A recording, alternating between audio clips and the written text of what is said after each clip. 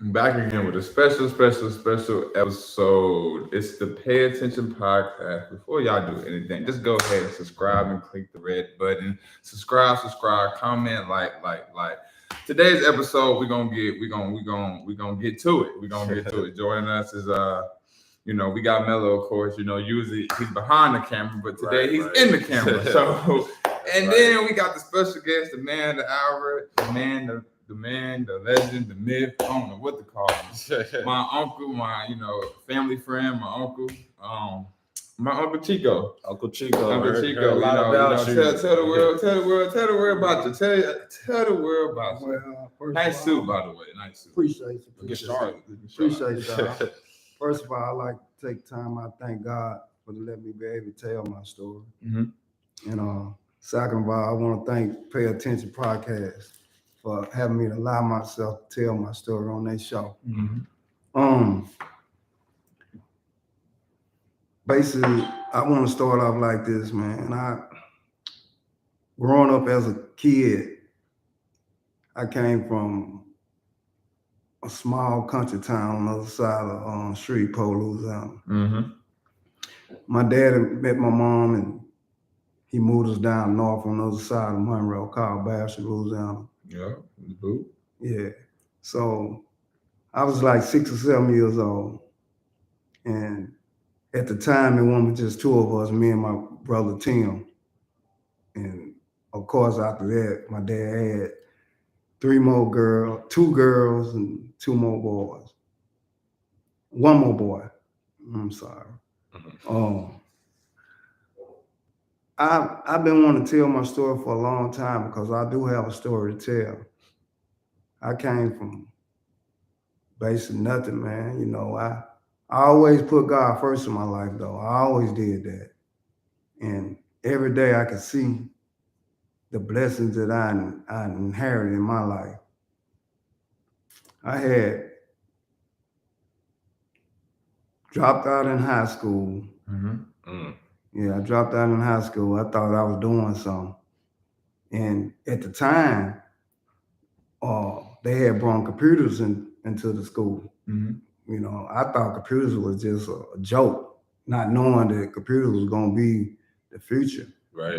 Because I didn't have no mentor, no one to tell me, how to line myself up, and this is the tools you need to survive in life. I didn't have that. Mm-hmm. But that was back before computers were actually what we know them today, right? Like, oh yeah. So it's hard to. I can imagine. The big old was. Yeah, we had the big old floppy disk and everything. Yeah, they was real corny. But now they making them all fancy. But make a long story short, the name of the class was computer literacy. Mm-hmm. And I always stick to me right today. I'm not computer literate. That's what I tell you. But we just found that out a couple minutes ago. But you live and you learn. Right. You live and you learn. I was born in 1970. A lot of people don't know that I'm a 70 baby. The people that don't know me, I'm 52 years old. 52. Yeah, I'm 52, man. I got all my health. I mean, God. Man, I've been up, down, chasing myself, trying to find the other side. Mm-hmm. Cheated death. I did all that. Mm-hmm. And what I did learn about life, that I didn't know my daddy would set me up, for life, but it was like hands-on setting up. It wasn't about using your mind and stay clean and make money. You know what I mean? You have to get dirty and grinding to get your money. You gotta survive. Exactly. I picked beer cans. I picked plums for money. I picked pecans. I picked cotton. Me and my dad, he always tell the stories how y'all used to be picking cotton, boy. Yeah, me and your dad picked cotton. And hey, we didn't want to do it. But we knew we had to have $1. Right. We knew we had to have some jungle juice, and we knew we had to have some chocolate chip cookies. Mm-hmm. We knew that. So therefore we had to get it, man. Mm-hmm. And that's how we survived, man. We didn't wait for handouts. you know, and in the neighborhood that I grew up in, and I tell everybody, and I tell people, uh, that neighborhood right there spit out a lot of successful people out my neighborhood. And they try to put it down because, you know, we known across the ditch. And man, that neighborhood right there put out number go-getters before me. So you had to get it. You had to get it, man. And I do want to say one thing though, before I continue my story. I would like to have people that know from the town that I grew up in, Bastrop, Louisiana. Can y'all please pray for that city? You know, cause when we was growing up in that time in that city, everything was family orientated. You know, if my mama didn't whoop me, your mama gonna whoop me. My mama ain't gonna say nothing to her about whooping me. That ain't how we was raised.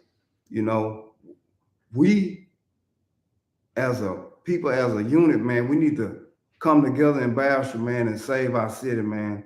The kids killing kids down there, man. It's the older people scared to leave out their house. It's not the same. You know, I'm not no one's father, none, but I love my city. And I wouldn't change nowadays the way I was growing up in that city. And I just ask the people that's out there that's still down there in that city, please talk to our young youth, man. Try to encourage them to try to love each other, man, and try to resolve what's going on down there, man. Because terribly, I don't know how it was. I mean, I don't know why is they shooting each other. I don't understand it. You know, back in my era, we fought with the fists, and next day we had to start getting jungle juice and cookies together, man. I don't get it, fellas and young ladies. Please just think before you act and take three deep breaths. Like I tell my kids, when you get angry, just take a 3 deep breath and talk to God. And I guarantee you'll feel better before you do anything tragic to someone down there, man, to each other. You know, and support our city, please. And I'm just lost for words about that. I don't want to keep drilling on that because I don't want to trigger somebody because who me to say who to say what. But I feel like I'm an OG now, and I got some guys down there that still, you know, respect me as an OG.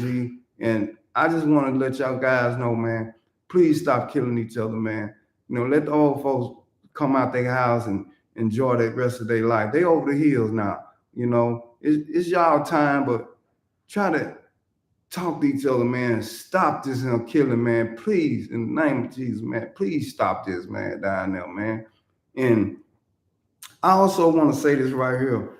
Y'all don't know how much this mean to me for them to ask me to tell my side of my life and what I've been through. And back to me as a whole, I would like to say that I came to understand that a man really don't grow up until you get to be 40 plus, you know, and young women grow up faster because they got to learn how to nurture. They got to learn how to provide what we don't do. You know, I ain't speaking for all men, but 65% of us don't start growing up until we get over 40. And we got to stay grounded. We got to have,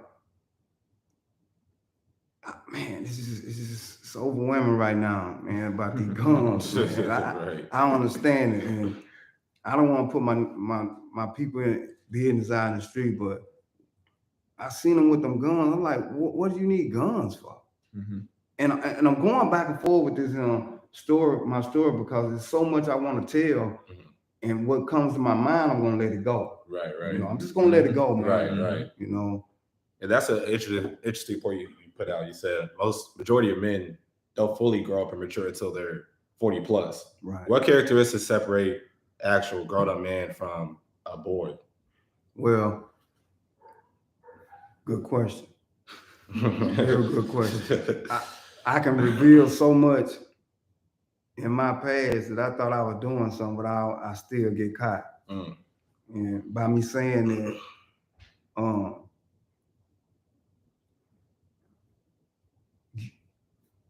you got to learn to know who love you. Mm-hmm. You know, first of all, once you find out you got true love, you gotta get on it. Mm-hmm. You gotta get on it because there's so much fake and so much fake out here, man. And by me saying separate a man from a young man, I don't want to say it, but men like to play the field a lot, not knowing that they missing a blessing by growing something with someone. Right. Mm-hmm. You know what I mean? Mhm. I'm just being honest. And we don't have that no more. People been together for 40 and 50 and 60 years. It don't happen like that. Right. You know what I mean? Right. It don't happen like that. It's Mhm. very rare now. It's very rare. It's very rare for a couple to be together for over 20, 30 years. Mhm. And I'm still trying to answer your question, but I'm trying to Right. answer it well, it'll relate to everything what's going on and what went on in my life. Mhm. Mm-hmm. You know what I mean? So I'm growing up, and I'm still growing up. Don't get it twisted. Mhm. You know, I'm still growing up, but I know don't touch that knife or that'll cut Right. you. Right. Don't look up under that rock. There's a snake under there. Yep. You know what I mean? Right. If you tell me there's a snake on there, it's a snake. I'm not going over there. Mhm. Same here. You know what I mean? Right. Versus when I was younger, I'm going to look up under that rock. Mhm. I want to see what he's talking about. Right. You know what I mean? Mhm. So it weighs itself out. Mm-hmm. You know, it weighs itself out. When you grow up, you'll know. You'll know. And I learned that life is short. When you start seeing people dying around you at an age, and you're like, I can't touch him no more. He gone for real? Guess what? That could have been me. Mhm. You know what I mean? Right. Yeah. That could have been me. And that's how I know I was growing up, man. Mhm. I had a lot of loved ones died around me. I would have to say, now, I answered your question, but now I want to get back to me now. My daddy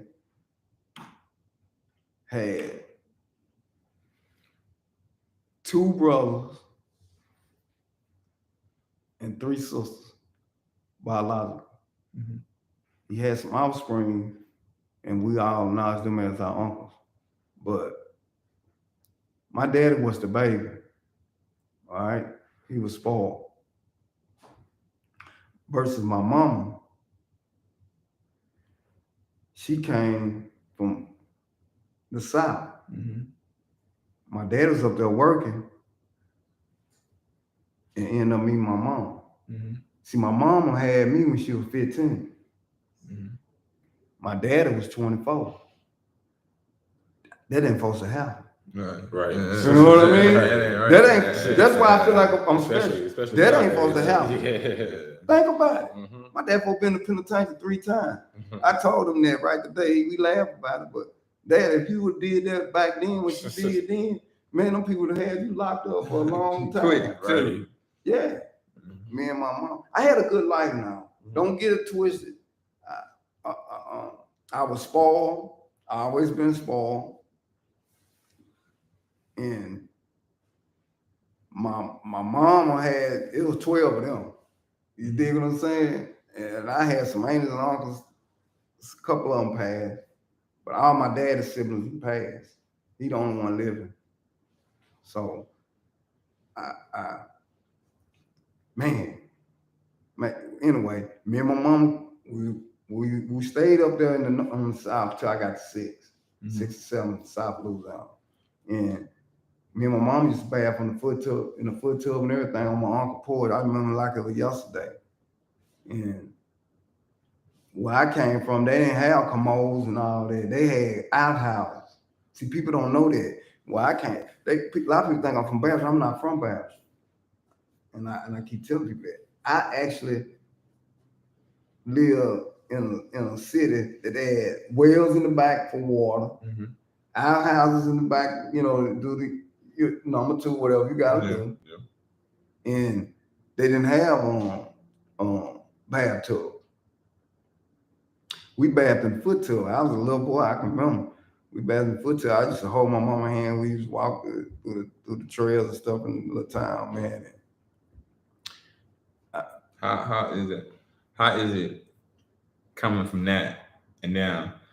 Dang, you just walk into the crib and boom, hit the shower real quick. Man, It it feels good, different? man. How is that difference? Like how? I mean, because you seen that you come from outhouses and right. wells and everything like that. Now it's a whole different lifestyle where you can just be able to walk into the crib, walk into the bathroom, use the restroom, and take a nice little hot shower. Right. And by you saying that, man, now I don't knock nothing nobody do, and I'm not gonna bring it up in my conversation. But I try to, every time I see better, I try to do better. Mm-hmm. You know what I mean? Mm-hmm. A lot of people don't see good and they content on what they're doing. Mm-hmm. But once you see certain stuff, you're like, come on, man, are you serious? It's just like a friend guy of mine. He said, man, he say, Chico, man, I just spent $14,000 putting some rocks in front of my yard. And I'm saying to myself, man, you just spent $14,000 putting some rocks in front of your yard, and here I am need $400. Yeah, you know what I mean. Right. Stuff like that make you want to go get it more. Yeah, you know what I mean. It's more motivation. Man, motivation, exactly what it is. And I'm like, $14,000 just to put rocks in your front yard, and here I am trying to get $400. Right. And so when I start understanding that it's more than life, you can get more out yourself if you apply yourself. That's when I start achieving and start wanting better and more, and it left from there to there. You know what I mean? So what has been your biggest motivation in life? Because you're a successful businessman. Seeing my peers around me achieve things and they doing nice things, and so once I start surrounding myself around positive people, mm-hmm. it started rubbing off on me. Mm-hmm. You understand what I'm saying? Mm-hmm. Instead of me being up under the tree slamming dominoes, drinking a beer, I'm trying to figure out how I'm gonna get another dollar to pay a bill. Mm-hmm. Go plan a trip or buy me some something that's gonna make me happy. Right. Once I start surrounding myself around people that want more out of life, that's when I start evolving. Right. I start understanding, okay, this is what life about. Okay. But I always tell myself, don't get it twisted. I don't never get too big headed. I always tell myself, put God first. Right. Put God first. And once I learned that and it buried in my brain, okay, God got armor all over me. Mm-hmm. I'm in the light. A lot of people don't know about me. I pray every day before I leave my house. I pray every day. And if I forget, I stop what I'm doing and close my eyes and pray. If I'm at a red light, if I'm rushing or something, because sometimes, and it's never you never rushing too fast for God, but sometimes you have you got to get somewhere, right? But I always stop and tell myself, look, give God here and pray to God. Yeah. Tell him keep you in the light and keep you protected, man, and shield you from all evil, man. And that's what I got it buried in my head, and here I am. I like it. Here I am, man. Right. So you told us about like how back in the day you used to pick cotton and just hustling and getting it. What do you do now as a businessman and as an entrepreneur? Well, I right now got myself going out. Got a detail shop. Okay. So where at? Tell my detail shop. Where at? Where you? North Dallas on T.I. Boulevard. But now I'm in process of trying to get my welding license. Mm-hmm. So I've been going to welding school because I want to. I'm burnt out, but not burnt out. Mm-hmm. You got to keep money coming. You got to keep the money coming. But I want to do something different in my life. So I insert myself into welding school, and I'm liking it. Okay. So that's where I'm at right now. Okay. So yeah, and I got kids, I got most all girls and 2 boys. Okay. I got Yeah. 6 girls and 2 boys. So Big family. yeah, so they all doing good, thank God. I got I can't even count my grandkids, they coming so fast. But I got a host of grandkids, you know. So yeah, everything's going good, man. Like I say, I just gotta figure out what I want to do in the next chapter of my life. Right. You know what I mean? So Did you have previous chapters as far as business adventures and other businesses you actually had, or was it always a detail shop? well, I was forced to get into the detail business because the lifestyle that I was living, I didn't want to live no more. You understand what I'm saying? I just feel like what I was doing wasn't right. You know, killing people, you know, just you see good people go run their life because of, you know, this. And so I told myself, I said, if I can get a chance to get out this game and stop doing what I'm doing, I'm gonna assert myself in detail, and I was gonna treat it like the game. You know what I mean? For us, if he want a $20 wire and put the $20 in my pocket, that's $20 I made. Right. But I know I ain't gotta go to jail. You follow what I'm saying? Right. And I knew I had a lot of girls out here, and I knew the type of game that I was playing, they were gonna give me a lot of time. So it was gonna either my girls get sucked up in Texas because they ain't have no man figure in their life, or nobody they can rely on if they need a gas or they need something that they ain't got a daddy can take care of. I knew that. And if I set them up for failure, and I knew I was supposed to be out here with them, and if they start dancing to the Bible, not knocking dancing to the Bible, but you know, a normal man they don't want their child dancing to the Bible. So I have to say that.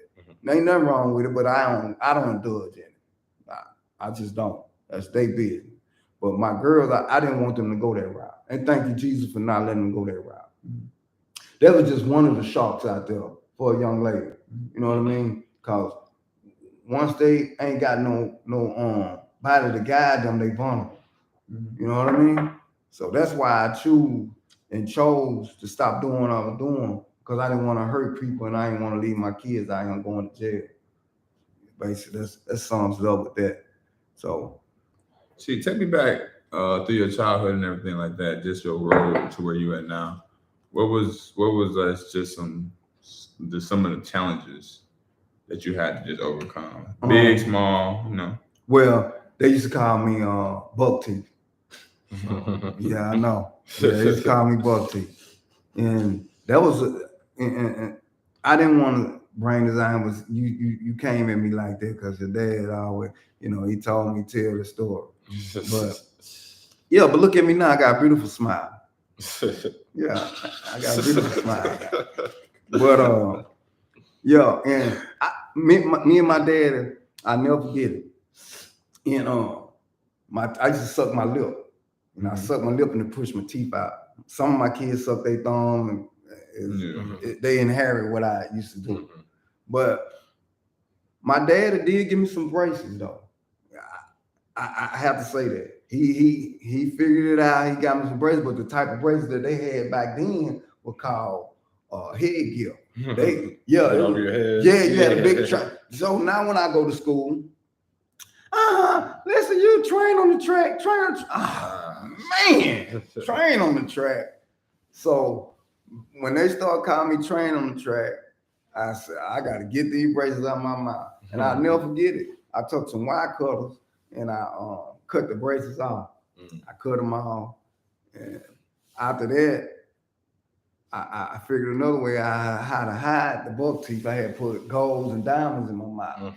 You know, because that was the thing back then, bro. That was the thing. You know, Master P had us hot. You know, I'm from Louisiana, I'm coming to Texas, you know. I ain't gonna lie, Louisiana was hot back then when I came out here, bro. I ain't gonna lie. We was the thing to be with. You know, Louisiana boy, young in my prime. So as I got older, I'm gonna tell you a story about what made me take goals out of my mouth. So I'm hustling, right? You know, all that comes with territory, the gold teeth and all this. So I'm hustling, right? So by me hustling, I was trying to transition my life into the corporate world. That's when I got the detail shop. So the owner at this, I ain't gonna call his name, you know, but the owner at this car lot that I was detailing the car for, he say, let me ask you something. Why come you guys got gold teeth in y'all mouth? What you need to get them out your mouth. I'm like, huh?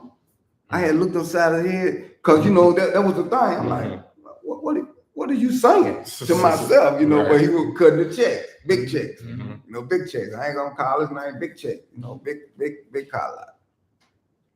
And then he came back and hit me with this question right here. He said, "Yeah, let me ask you another question."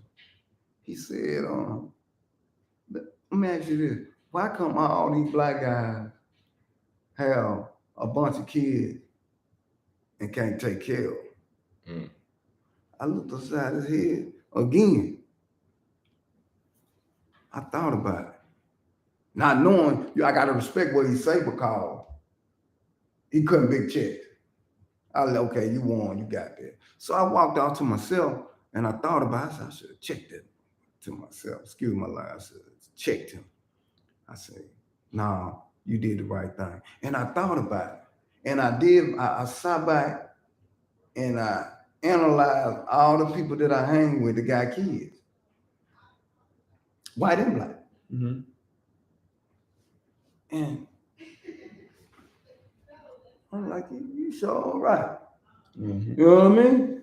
In such a way, like I say, not all of us like that. I always took care of my kids. He didn't know that. That's what I was up there watching his car for, to take care of my kids. Right. That's what I do, take care of my kids. But make a long story short, man, I took goals out my mouth. I went and got me some braces. Okay, let's try it. Let's try it this way. Mhm. And once I did it, I seen a different how certain people come to you now. Mhm. You They know, treat not- you different. yeah, they treat you different. Mhm. It's not right. No, it's not right. But once you set a trend within some, it's always gonna be buried in certain people's head that he the same way he was, Yeah. and that's not right. Their image is everything. It Image is- is everything. They want, you know. Exactly. You know, I Exactly. think we Exactly. already know that. You know, we do Exactly. business with somebody who got gold in the mouth or not. Exactly. It's not about what the business is. Just simple image. Simple image. Simple And image. certain people don't want this. See, that was wrong with our world. Certain people don't understand that. You know, they want to label you as this person, and you don't really know me, man. Get to know me. A lot of people don't know me. You know, I'm one of the nicest guys you can ever meet. Yeah. You know, I don't talk about nobody. I don't try to put nobody down, man. You know, that's why I stay to myself now, man. I don't try to go out and meet new friends. Mhm. It's hard, man. It's really hard to trust someone now, man. Yeah. Credibility is everything. And I tell my kids this too. And when you go to the corporate world and apply for a job, if you ain't got good credit, they ain't gonna tell you that. They gonna tell you you overqualified.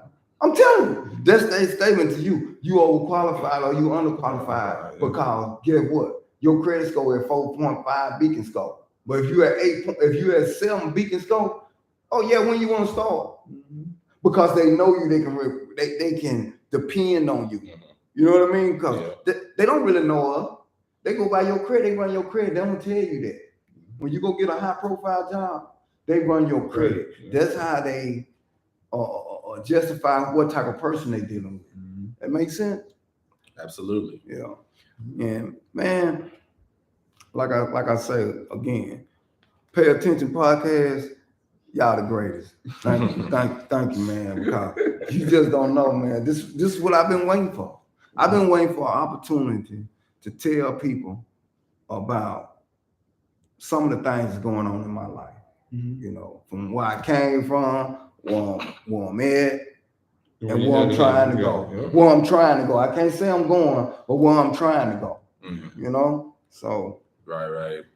So we are live on Facebook, Instagram, and YouTube. Do we have any questions from the audience, Jada, so far? Now we keep going.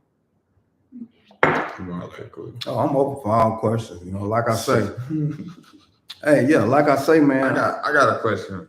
Sure. So I'm gonna dive probably to the mental health side of your journey, your story. How is your anxiety? How is your trauma? Because you've been through a lot of life, right? So how do you overcome the mental side of it? Well, I tell everybody, you know, I had low self-esteem at 1st you know, and the girls used to always tell me, "Oh, listen, you cute, but you got buck teeth," you know. And now you got a beautiful smile, and your self-esteem is everything. Because I'm gonna tell you, I learned this from Deion Sanders, and this is a statement that he said, and it's stuck and it buried to my head. If you look good, you feel good, you're gonna do good, Right. and that is a good philosophy to motivate anybody to do good or look good and want to feel good. You know what I mean? Think about it, man. If you look good, you feel good, you're gonna do good. Right. So there you go. I like it. Yeah, there you go. So man, like I say, this is my first time ever just Sharing your story. yeah. And I just be one of them people that was scared to address the audience. That makes sense. It take a certain person to talk to a group of people, man. For real, you gotta have that ain't you don't understand the magnitude that the talk to people and express yourself in a language that they will understand is very hard. You know, and that's why I always watch Obama. Believe it or not, I think he is the best speech spokesman that's out there to address the American people. Hands up for Barack Obama. Shout out to Barack. Yeah. Obama. For real, I love the way he addressed the media. You know, but what's one advice that stuck with you? There's one thing besides the understanding thing, but something that's personal, something that stuck with me every day. A disobedient child will not live his day. That was Say that again. A disobedient child will not live his day. You know, and that stuck with me. But you asked me and I told you. And guess who told me that? My mom. See, my mom, I did one thing to my mom and she beat me with a 2x4. I talked back to her. I was in love and with my first baby mama. I was in love and whatever you tell me when I want you to do.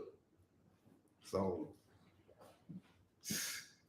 when I did that, she beat me with the 2x4. I never done it again. I never done it again. I never disrespect my mama. My mama was the most high up person in my life. Besides my aunties, I'm real close to my auntie, man. And that's the story I really want to tell. My auntie and your great grandma. See, I grew up next door to your great grandma. You know, boy, if you would have known, see that generation right there. Oh, my auntie, Mildred Mays. I love all my aunties now. Don't get it twisted. I love all my aunties. But Mildred Mays, I'm 52 years old. My auntie, I know my auntie been gone. I probably like in my late 30s. You know, my late 30s when she left. But every day that woman went to work. I have to say it. Every day she went to work, she didn't miss no work. Mine didn't play there. So, and that motivated me too. After you get up in life, she the one made me start work. She the one made me get my first job. Cause she told me, she said, nephew, if you stay here, you're gonna have to pay a bill. You're gonna have to get a job, you're gonna have to pay a bill. And get what? She was setting me up for life. I didn't know though. She was setting me up to be who I am today for my work ethic. You know what I mean? So she told me, she say, you just pay the phone bill. What? I'm finna eat good. I'm finna sleep good. I'm finna do all that on the phone. I got asked, cause back then you ain't have cell phone, big baby. Nah, you ain't have cell phone, big baby. You had a house phone. It's built like a clock with a just sit it down the thing. That's how the house phone was built. Then after we got up in modern age, we had the one that you pull out with the long cord. You know what I mean? So that was my bill though. Right. Me and my cousin Shay. Her boyfriend used to call. I said, who is this gonna call him, man? Hey, big baby, I'm on the phone. You know what I mean? So I thought I was doing something. Right. You know what I mean? So, cause everybody ain't have phone. Yeah. See, everybody ain't have phone when we growing up. We had black and white TV. And we only seen 3 channels. Channel 13, Channel 10, and Channel 8. You gonna watch the Dukes of Hazzard, the Three Stooges, Good Times, Credible Hook, what else we had?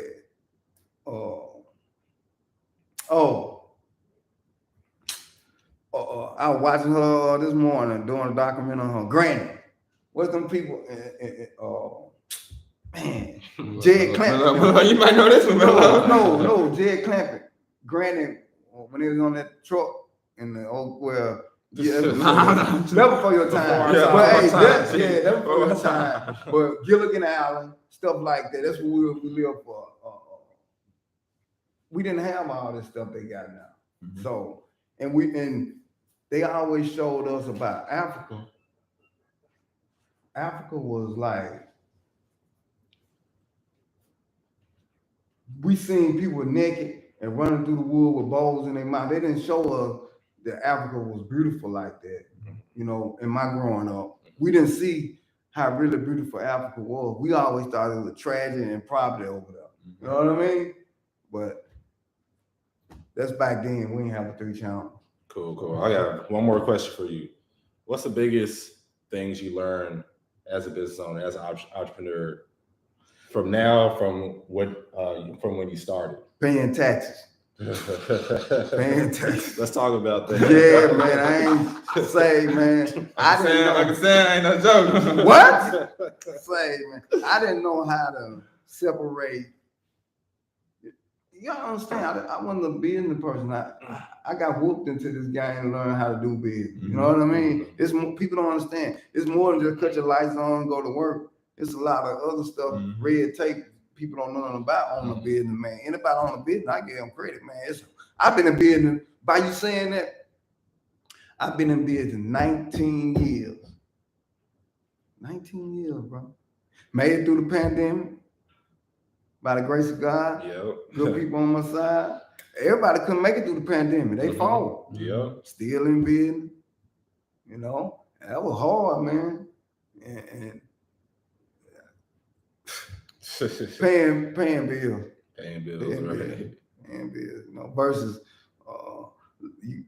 bills ain't that much this month because I ain't making that. You know, for when you hustling, bills nothing. You know, I'm thinking, you know. And also, I know we almost time to end the segment, but back to my hometown. I know it's some OGs down there because I know them personally. Let's get these kids, let's give them something to do down there, man. Let's try to have something for these kids to do this summer, because we don't, it's gonna be a firecracker city, man, this summer, man, because retaliation is on both sides. And if you ain't got nobody to mentor them, to tell them, hey, man, it's hard, man, when you lose a loved one like that. It's hard to talk to another individual, man, because you want to retaliate, man. You took mine. I think to even go farther than that, it's not just that city. I think that's a lot of cities around the world where a lot of young males are needing that guidance, needing that role model and a right way to do things. Understand that life happens, right? Understand that, you know. I totally agree. And it's got the streets. Well, and the reason why I say my hometown is because it shouldn't be happening like that in a little small city like that. You know, it's not that many people there, bro. Where? In Bastrop. It's not every time I go down there, there's a lot of people. Well, you know, a lot of people come. You go on the weekends. You go on the weekends. I don't go on the weekends. Bastrop ain't like it used to be, bro. It's not. It's not. I know it's not cheap. I know it's not. It used to be packed. Right. But about the normal people, man, so many people that done got killed down there, they can't even find a murder. You know, and it's sad, man. You know, different times, different generations. I just want to take time out again, man. Pray for my city, man, and talk to them little young guys, man, because we love them too. Mm-hmm. You know, don't get it twisted. They think they ain't been loved. We love them young kids down there, man. They our future down there, man. You know, we gotta have people come in and bring jobs in that city, man, and get that city back. Back going. Yeah, going, man. You know. Mm-hmm. I want to say this though before you end the segment. Back to my auntie, Mary May. That's where it all started from, right there.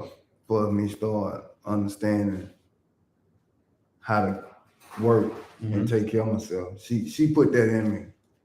You know, my dad and my mom, they split up when I was 12. I had a good childhood growing up, but you know, once two parents split up and go separate ways, it's like they just got out of jail. They want to go live their life.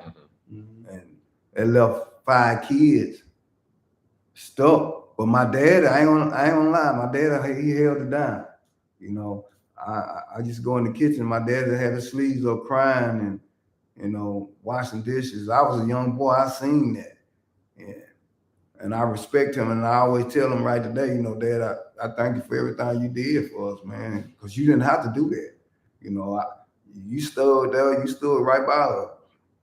But I don't put everybody into my business like that. My daddy caused a lot of that on himself. Mm-hmm. You know what I mean? So I don't want to just throw my mom all up under the rug. My daddy did a lot of that himself. He pushed my mom away like that. So one story leads to another, but we good now. Mm-hmm. You know, we in a good place.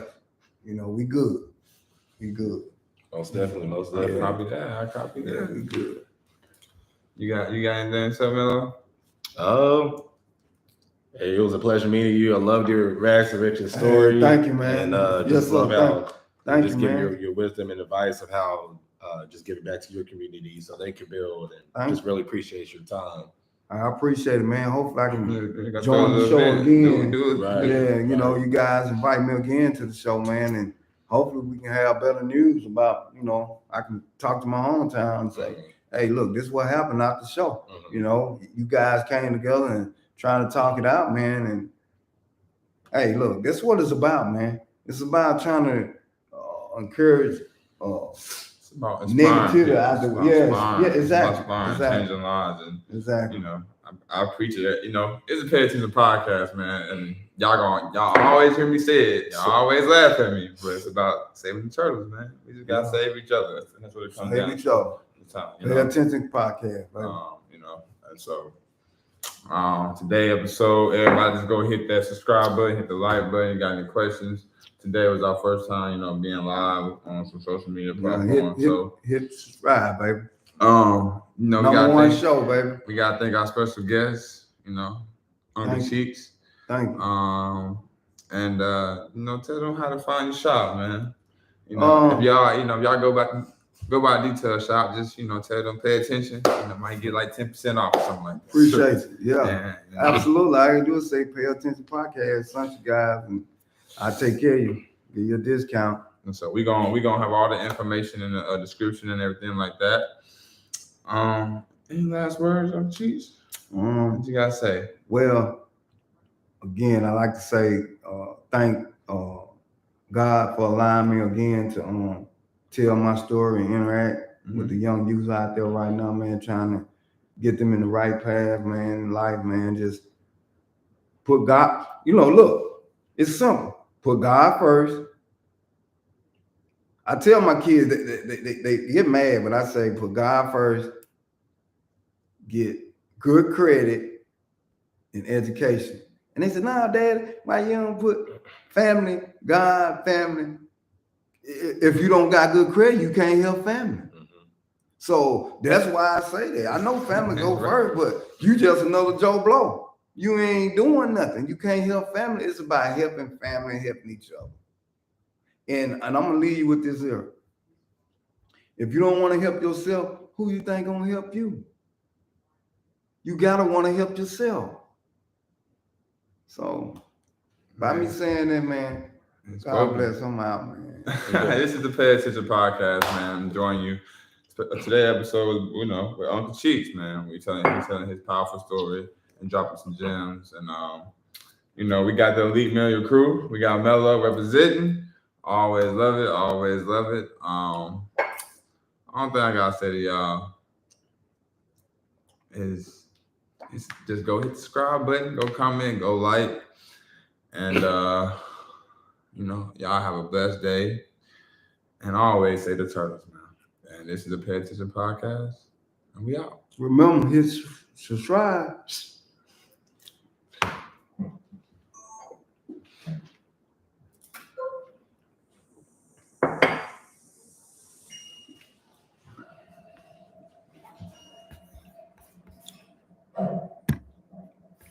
Back again with a special episode. It's the Pay Attention Podcast. Before y'all do anything, let's go ahead and subscribe.